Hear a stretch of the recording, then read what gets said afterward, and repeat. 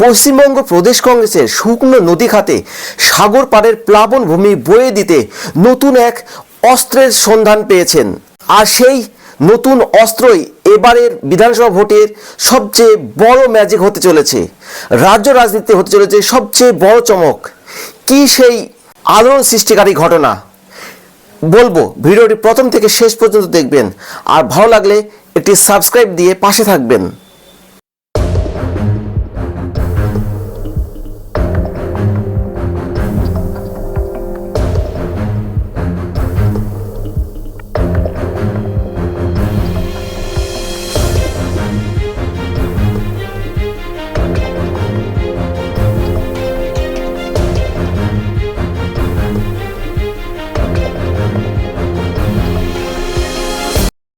বাংলার কংগ্রেস এখন কোমায় আচ্ছন্ন।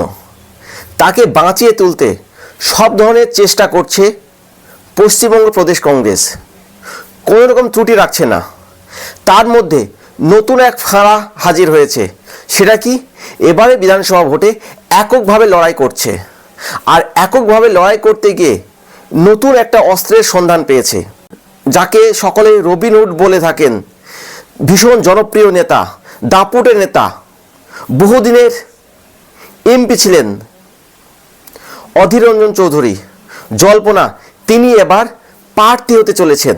পশ্চিমবঙ্গ প্রদেশ কংগ্রেস 2026 বিধানসভা ভোটে এককভাবে লড়াই করবে বলে ঘোষণা দিয়েছে।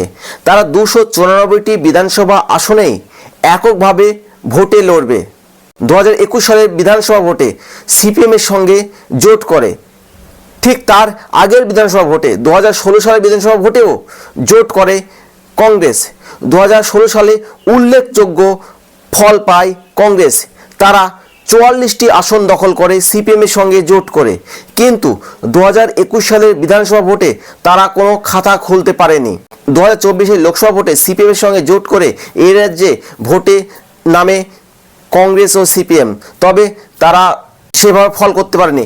একমাত্র মালদা দক্ষিণ আসন থেকে কংগ্রেসের ঈশা খান চৌধুরী নির্বাচিত হয়। এই মুহূর্তে শাসক দল এবং রাজ্যের মুখ্যমন্ত্রী মমতা ব্যানার্জির সবচেয়ে যিনি বেশি বিরোধী নেতা হিসেবে পরিচিত, তিনি হচ্ছেন অধীর রঞ্জন চৌধুরী।